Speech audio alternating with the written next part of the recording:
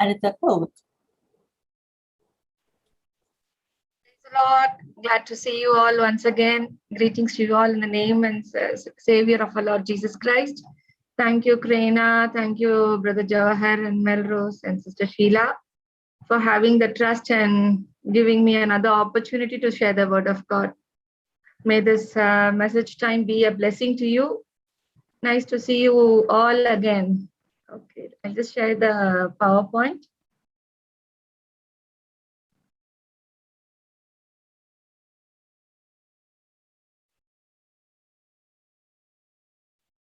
Yeah, can you see?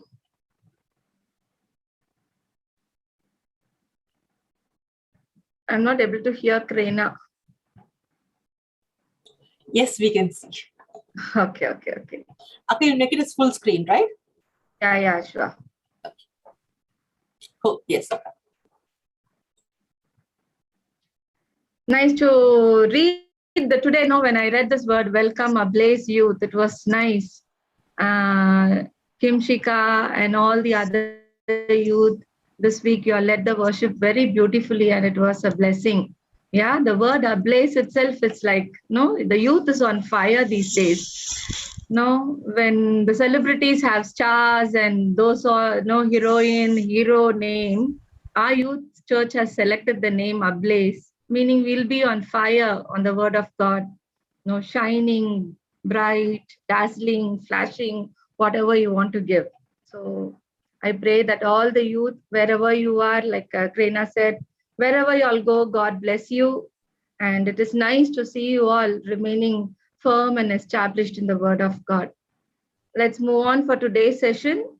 A little different, not the quiz like usual.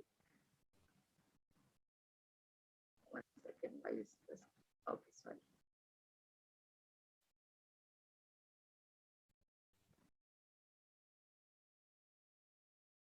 Okay.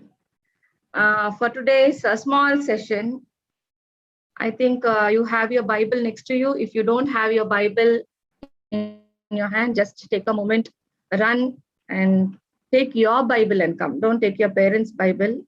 It might be in Malayalam or Tamil, then you will not be able to read. I want to pick your Bible and come. Everybody's having it in your hand? Or do you want me to wait? I want you all to talk, at least answer. Can we start?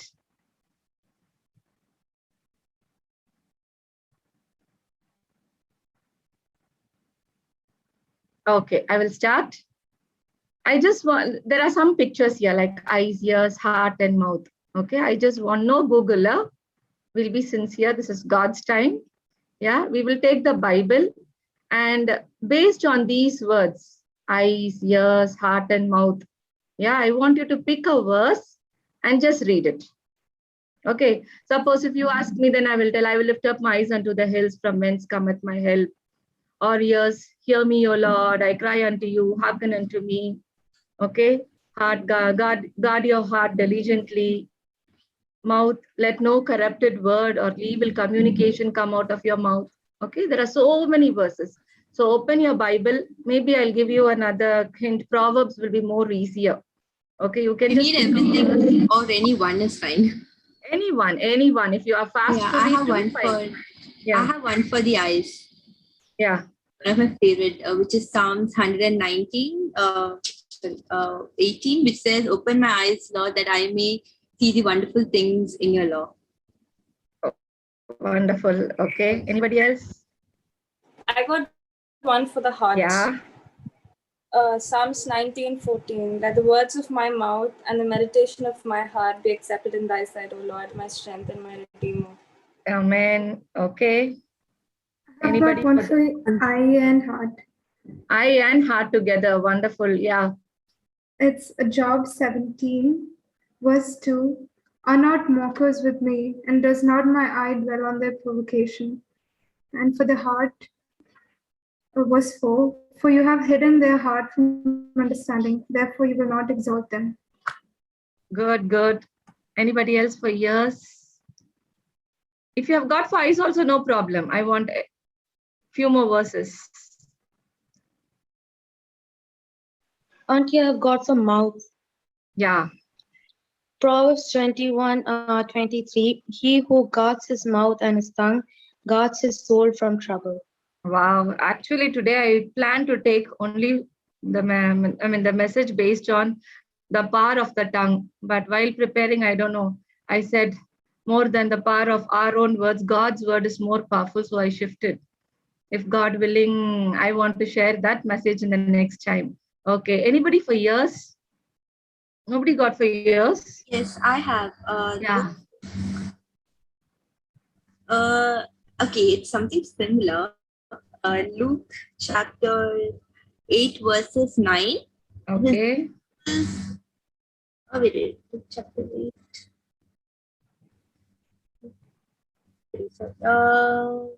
Okay, basically not 8. Sorry, not 9, it's 8. Still other seed fell on the ground, the soil came up to the crop 100 times more than was sown. When he said to this, he called out, "He who has ears to hear, let him hear." Let him hear, yes. From Proverbs, any other verses? Anybody? No, I have from Revelation the same thing what Nimmi said. Wonderful. Verse chapter 3, verse 6. Whoever has ears, let them hear what the Spirit says to the churches. Yeah, that's a great verse. Okay. So, so many, if you see the Bible very clearly, wherever you read these organs, your eyes, ears, heart, mouth, often it comes repeatedly because it is through these organs that sin enters into our body so easily. When the Satan tempted Eve, he just spoke. Eve heard the voice of the Satan. Yeah. And she then saw the apple. And when she heard it, she believed it. So it is through these organs, especially with eyes and ears and mouth, whatever we see, the number of things that we see, the maximum number of conversation that we hear, and we speak about it again and again. Yeah, it remains in our heart. And that is one reason which makes us to go little away from God. But wherever you read, in the Bible, if you pay attentive, if you listen to my words attentively, if you hearken to my words, if you just guard your heart, then you will be on the path of righteousness. Yes, we will not leave God and we will not go. So just guard all these things. Okay, this is not today's topic. Today, actually, I plan to talk about the power in the tongue. What all words we speak, how powerful God has created our tongue. Then I said, if man's words can be so powerful, how much more powerful will God's words be? So I shifted my topic to God's words. So let's move on to the word of God.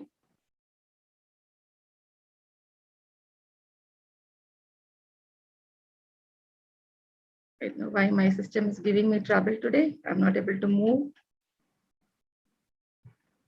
Try pressing the arrow key. Yeah. Or with your mouse, press the slide first and then press the arrow key. Yeah.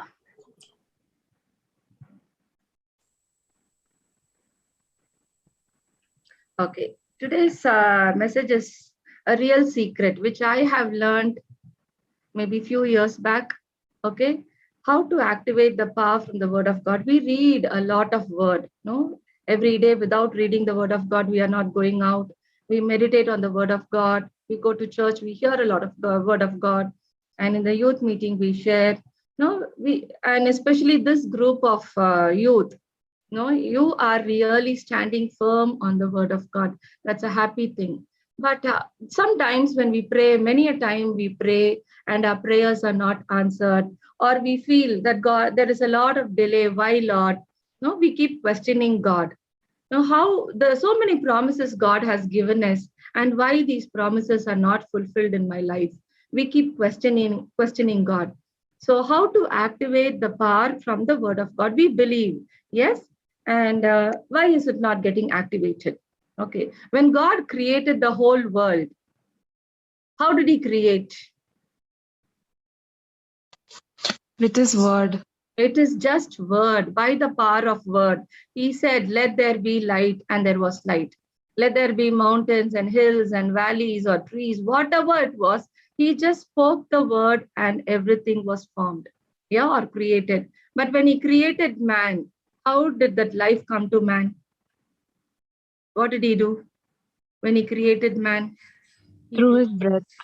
Yeah, he just blew his life into man. The spirit, God's spirit came into man, and then man became alive. Yeah, it is the same thing. When God gave his breath, okay, it is the word of God.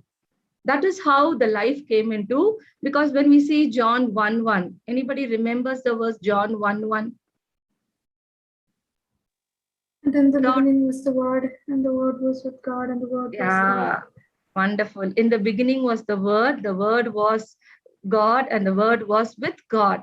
No, when we see the word of God, it is not something verses or memory verse. It is God himself. When we open the Bible in the morning, we are going to see God's face. We are going to read the word of God. Yeah. So much of importance is given to the word of God. And we know that. But why is it not getting activated in our life? Why sometimes when we pray, we are not able to get the answers at the right time? Okay. 1 second, I just minimize. Okay, when Hebrews 4:12 says the word of God is living and powerful, I think Amplified and New Translation says the word of God is alive and active. When we say alive, when we say it's living, how do you feel it? Why do you say it is living? You can talk. Why do we say it's living? Works through us. Because It still works through us, the words. it still works through us. Yes. Then Every Any other time you answer? read, it's different. The same verse speaks differently every time. yeah, every time you read the word of God, it speaks differently. That's nice. It is the same verse. Then The word why has it is living? the word has life. The word has life.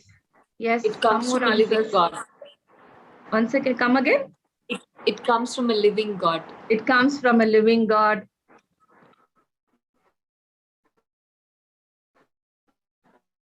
Then any more answers?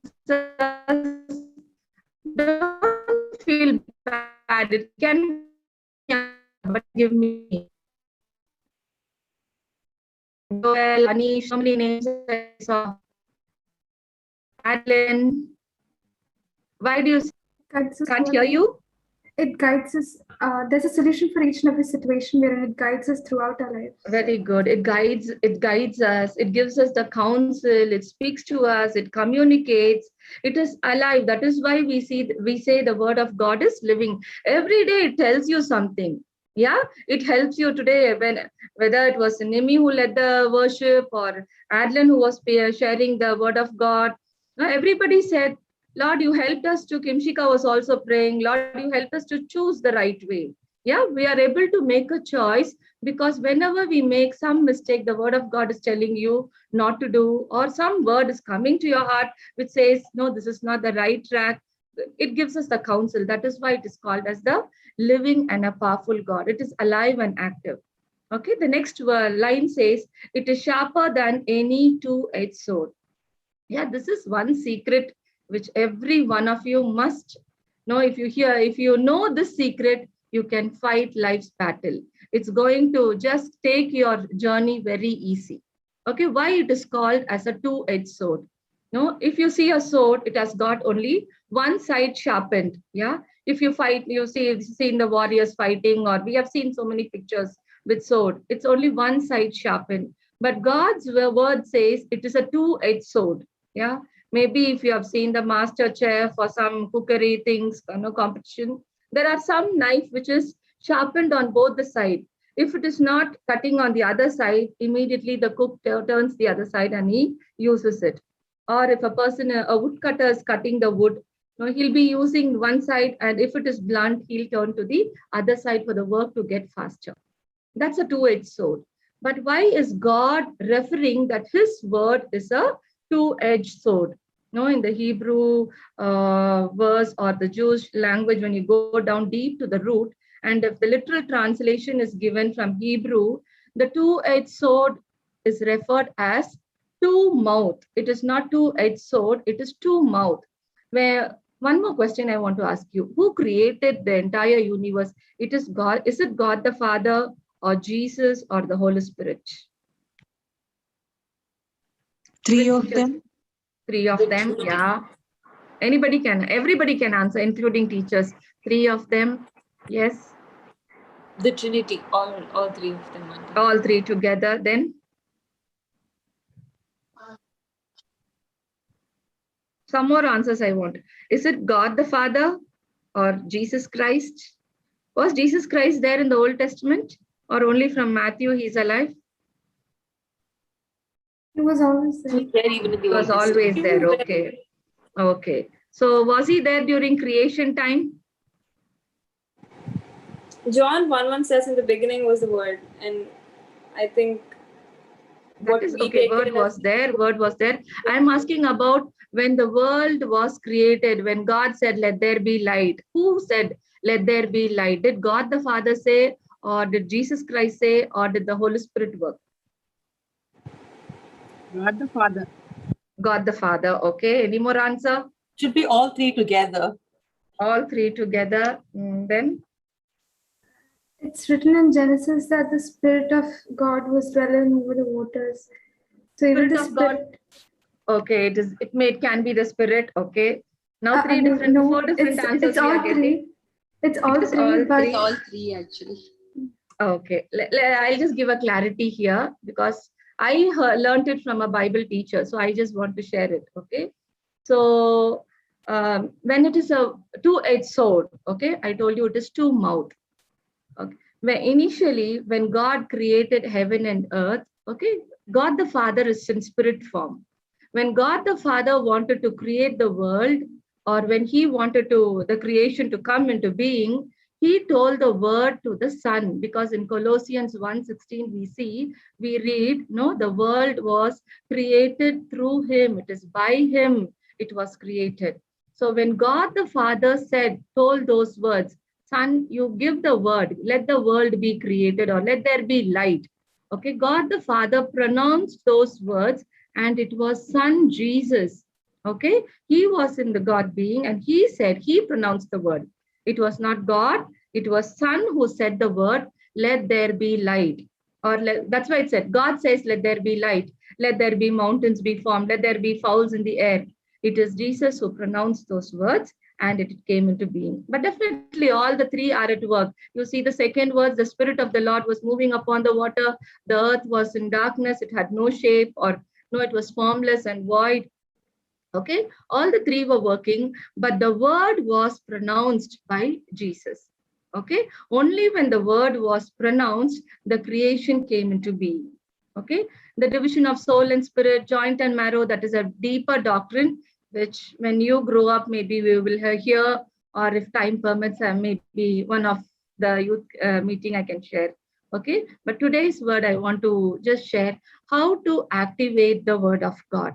Okay, we read word of God is alive, word of God is active. Okay, it is written form. We have got the Bible in the written form, and we read it every day. And when we read it, the word speaks to us, it communicates to us. There are so many questions, we got the answers already, and we are still waiting for some more answers. Okay, and for those words and for those questions for which we expect answers, how do we make it work? How can our prayers work? Okay, how can it be activated? This is the secret which I want to share, because earlier when the best example I can share is only with my daughter. Yeah, when she was in grade 11 and 12 in the hostel, to take the Bible and to read, asking her did you read the Bible? Some days yes, ma, some days no. You don't know the tension here in the school. Yeah, we don't read. And 2 years without church, she grew up. So all her the fear of God, or what is a Christian life, whatever she had learned, the 2 years gap made a big difference in her life. And when she entered the first year of college, the world was very attractive. Yeah, and the temptation was more. And there were so many times where she would, for days together, she wouldn't touch the Bible. And many days she wouldn't have gone to the church also, I think so. Okay. And every time when we check on her, she said no, she had an excuse for everything. But then as a parent, we want her to be holy. We want to grow up, in the faith of God. So I did not make much of a prayer, but every day I would just pray with the verse of God. Lord, you told, உன் பிள்ளைகள் கனி தரும் திராட்சை செடியை போல இருப்பாங்க. உன் பிள்ளைகள் கர்த்தரால் ஆசீர்வதிக்கப்பட்டிருப்பார்கள். No, so like this, with these promises, I started praying, not much of a prayer. Only when I recently was thinking, did I pray so much for this girl to be saved, for her to cling on to God? But I did not pray much. But then the Spirit of God told me, I was instructed to pray with these verses. And I started only praying these verses. Every day morning, I would tell these verses and pray. And God met her when she was in the third year, or maybe in the second 2.5 years. God had met her so beautifully. And then she had committed her life to God. Okay. It is not a big prayer or fasting and prayer, only just by claiming the word of God. Okay. And one most important thing is, every time when we read the word of God, God says, from this day onwards, I'm going to bless you. Yeah. In church also, when we sit and hear the messages, when we get the promise from the altar, okay, don't just say it's for somebody else. Okay, it's not for me. Every time the promise comes, fear not, I am with you.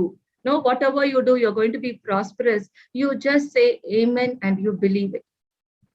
Say amen. Open your mouth and say amen. When you see, God has given the promise. God has already proclaimed it in the word of God. He has given all the promises. Only when your mouth opens, God's mouth has already done it. It is designed like that. No, God's word is not designed. Okay, God has already told the promise and it will work anytime. No, He has told the verse. But when will that word be activated in our life? Only when you speak it out from your mouth. Yeah, we tell you, memorize the verses, write it down and learn. Every day you read the passage, and we tell you all this, but unless the word of God is written in your heart, so it cannot speak to you at the times of trouble. Be not dismayed. I am with you. If you don't have the word in your heart, whole time you're not carrying your Bible with you. Maybe you meet with, some kind of disaster or something. And in that moment of life, if you're scared and if you want the word of God to speak to you, communicate, and to strengthen you, you need the word in your heart for it to be activated. And when you open your mouth and you tell, Lord, I'm not afraid. My God is with me. God is my strength. In all my weakness, His strength is going to excel in me. When you confess it with your mouth, when you believe it, and when you speak the word, it will get activated. Yeah. God promised Abraham, I'm going to bless you like the stars. I'm going to bless you like the sands of the sea. Every time he saw that, he said, against all the circumstances, he had so much of confidence and hope in God's promise. He said, one day I'm going to be blessed like the stars. I'm going to be blessed like the sand. So he was blessed. Whenever you read the Psalms, if you see, David will start crying out, Lord, these are so many enemies are against me. How am I going to fight the battle? Hear me, Lord. All that crying will start. But by the end of the passage, if you see, David will always have a victorious word. Lord, thank you. He'll say, I praise my God who has given me victory against my enemies. I glorify the name of the Lord. When Jonah was in the fish's belly, he prayed. Just imagine the condition deep down in the sea. 5 minutes under the water, we cannot stay. Yeah, deep down in this ocean, in the belly of the fish, and the entire seaweeds around the neck. He prayed, but then he said, Lord, you are going to save me. And I thank you that you heard me from your holy temple. When he proclaimed the words of faith, God told the fish, go and just spout Jonah out. It got activated. So whenever we say the word of God is alive, the word cannot act on its own. The word will act like how the God acts. Word is exactly the same representation of God.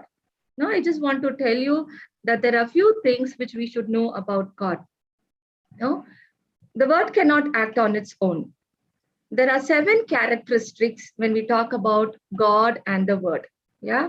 When we say God, what does it come to your mind? God Almighty. When you think about the throne, what are the things that you can remember? What comes to your mind? Majesty. His majesty. Then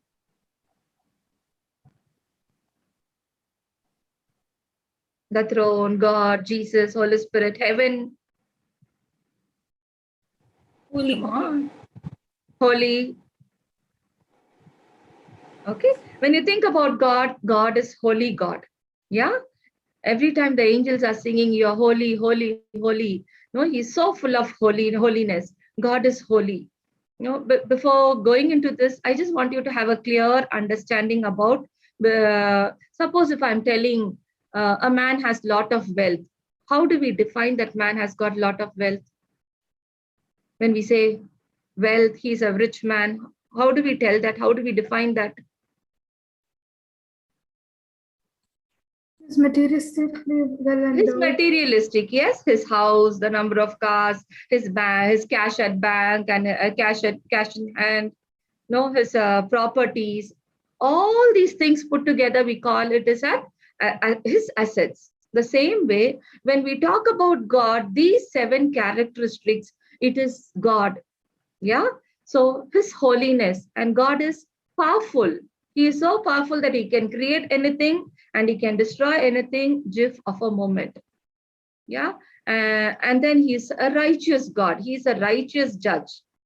When he is going to judge us, it is based on our deeds. It's based on our words, how we have acted. He's going to be so righteous. Yeah. At the same time, he is so merciful. How much ever things that we have done, wrong things, the mistakes, he is so merciful to forgive us every time. And he is graceful to give us a chance. Yeah. He's full of grace and his promises are faithful. Whatever he says, I will do it for you, he will do it. He's not going to do. Maybe there is a delay. It's because of our unbelief, or maybe it's not because of God's time. Okay. But those promises, what God has given, it will be fulfilled. It is yea and yes. It is amen. Okay. God will never fall back on his words. It will be fulfilled. And God is full of wisdom. Okay. These are the 7 characteristics of God. He is holy, he's powerful, he's righteous, he's merciful, he's full of grace, he's a truthful God, and he's the source of all wisdom. Okay. And when we talk about the word, okay, is the word holy? God's word is holy. God's word is powerful. God's word will judge us. We are not going to be judged with anything but with the word of God. I have told this word in the Bible. You have read it and you have not done it. Yes. With every careless word that we speak, we are going to be judged. Okay. So God is a righteous God. God shows mercy to us. God is grace. The word of God is graceful. The word of God is truthful, and the word of God is wisdom. So God and word, they are one and the same. The word will act just as how the God is going to work. Okay. That is why we say there is life in God, and in the same way there is life in God's word. And when we believe in God's words, when God says, yes, I'm going to bless you, you have to believe it, and you open your mouth every day morning and you confess it. Suppose if we are going through maybe some sickness in life, maybe some pain in our body, okay, or maybe there is a financial condition which is very bad at home. You don't have to pray, Lord, hear me. No, you don't have to cry and pray for it. Write down 10 verses. Okay, when it is some health issue, write down 10 verses. Just have those pieces in your purse or pouch or in your pocket every time you're traveling, or stick it here and there on the wall. Just look at those verses and you confess it with your mouth, not in your mind. Okay, this is how the word of God will get activated. Open your mouth, confess it in the morning. Lord, you said from this day onwards, I will be blessed. Okay. And God is going to bless you. If you're not going to confess it, that is why it says the word of God is alive and active. It is like a 2-edged sword. It is on both sides. God has already promised. God has given it to us. Unless and until we confess it with our mouth, unless and until we believe in God's words, his words cannot be activated in our life. This I've experienced it personally. That is why I'm sharing it with you. After hearing these verses, I said, okay, let me pronounce the word of God. For a long time, I didn't realize. I forgot about the doctrine that I heard. But off late, when I was preparing this message, No, the Spirit of God just urged me. Yes, you did not pray much. You were not very holy mother. No, I had my own shortcomings. But then still how God has been so merciful, so kind. It's because we claim the word of God every day. Now, when we confess it, God can do magical work, be it your studies, be it your career, be it your future. No, write down, write down. If it is going to be with career, write down the verses. Lord, whatever work I'm doing with my hand, you are going to establish the works of my hand. If it is going to be studies, you claim those verses. You said, Lord, if any of you lack wisdom, let him ask of God that giveth to all men liberally and upbraideth not. You claim those verses. Okay? When you open your mouth and you confess, God is going to do great things for you. Okay? So, written word of God really has got life. But when you believe and confess with your mouth, it is going to be activated. Unless and until you open your mouth and confess, God cannot work for you. Okay? So believe that God will work. Now I'm going to say few promises for you. Open, if it is a church, don't worry. Raise your hands nicely, okay? And say amen. Okay, wherever you are, okay, if you have believed that God is going to really work for you, okay, shout loudly amen. Maybe you can unmute yourself. Let the people hear.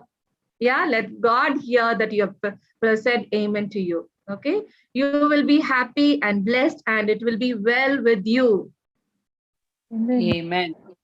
May the Lord bless you from Zion, and may you see the prosperity of Jerusalem all the days of your life. Amen. Do not fear, O land. Be glad and rejoice, for the Lord has done great things. Amen. Yeah, the more we say amen, write it down, confess it. Okay, let it be in the Bible, but have a small book for you. Have it in your pocket, because so many times we are there with our friends. No, when I was preparing for the word or the power of tongue, I was reading about the Jews. No, I always like to go to Jews. What is the thing telling? Jews will never do these three things. Come what may, they will give their life for anything. No, for these three things, they will not do anything against the word of God. They will even give their life for these three things. Okay. One thing, if you ask them to do the idol worship, they will not. They will sacrifice their life for God, but they will not worship the idol. That is why we see Shadrach, Meshach, Abednego, when the king Nebuchadnezzar asked them to bow down, they would not bow down. They are ready to, even if the Lord is not going to save us. That's what they said. No, Katharengla viduvichalu seri, viduvikavitalu seri, we will not worship the idol. Mordecai, no, Jews will never bow down to any people also. Only to God they will kneel down. That's why whenever the Haman was walking and he would not bow, he got angry. Yeah, they will not bow down to idol or to people. They will just kneel down only in front of God and bow down to God. Okay, that is one thing. And number two was, they will not commit adultery. Okay, they will give their life, they will not commit adultery. Number three, they will not murder. Okay, these three things, Jews will be very, very strong about it. Okay, let their life go. I will give my life for it, but I will not commit such a sin. But then, when you put all these three sins together, the magnitude, the heaviness of all these three sins are there when you speak ill about others. When we gossip, when we slander, when we backbite, when we talk some filthy communications, unwanted jokes. Because God says for every idle word, we have to give account on the day of judgment. Jews will be so careful with their words, because right from small age, from the age of 3, they are taught to read the Torah. Torah is those 5 books, from Genesis to Deuteronomy. Genesis 1:1. If you ask me, I don't know. From the beginning till the end, maybe few verses here and there, or few psalms here and there, we know it by heart. But from Genesis till Deuteronomy, we don't know. But every Jew before the age of 12, they will by heart the word of God. They give so much of importance to the word of God. They learn it. And in those days, when they would write the word of God, it has to be copied. There was no paper. They had to make the cow skin, the ox skin. They had to do a lot of process, and then they make it ready, and then they would write on it. And when they have to write, they had to make the ink also. It's a process for them. But every time they wrote the word Lord, they would just get up from their place, and they didn't have table or chair. They would sit down those days. Yeah, I'm talking about centuries back. They would sit down on the ground with a small lamp. They'll be writing.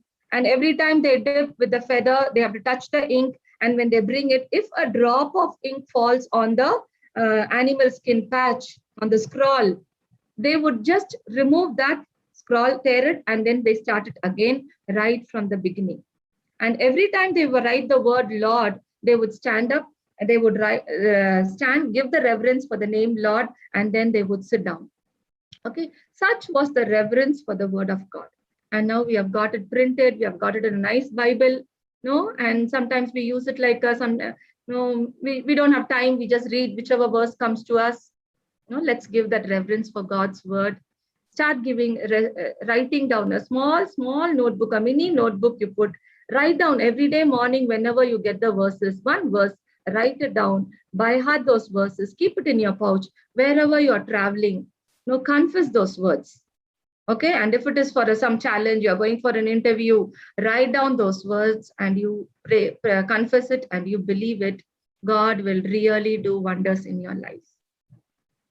Yes, and if you want to give a fruitful life, no, even now you are leading a very fruitful life, but when the word of God, you grow to be a good Christian, you grow to be a child of God. It's just one word, but if the words are not in your heart, I read the Bible, I know the verses are there, but if it is not there, there won't be growth. Somewhere the Satan will come and tempt us. No, there will be some fall in our life. Okay, don't worry, small mistakes might come, like the leaves of the apple tree or the grapevine. Some infection will be there on the leaves, no, but God is a good God. He will be the pesticide, or he will be the person who will take out all when you confess your sin, when you say, Lord, I made a mistake in this, every night before going to bed, you just confess your sin, and then God will clean out. No, even as grown-ups, we have our shortcomings. We fall so many times. We fail so many times. And when we confess our sin, he is faithful to forgive us, and he is faithful to keep us till the end. And when the word of God is more in our heart, our growth will be good. Our yield will be good. Wherever we go, we will shine for the name of God. Okay? God bless you. Have a lovely month. Have a lovely week.